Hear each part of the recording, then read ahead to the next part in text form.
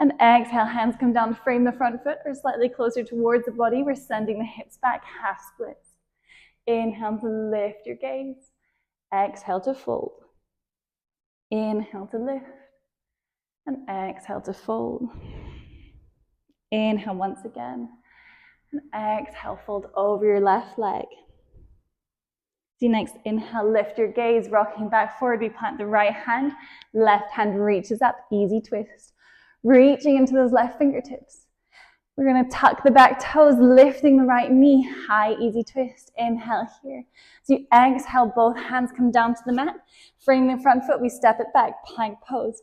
Inhale and plank, exhale, knees, chest, chin, or chaturanga. To upward facing dog, squeezing those glutes, shoulder blades. And exhale, downward facing dog. And take a full round of breath here in your downward dog. If you want, you can wiggle it out, maybe walking out the feet. Pressing firmly into the hands, into the fingertips.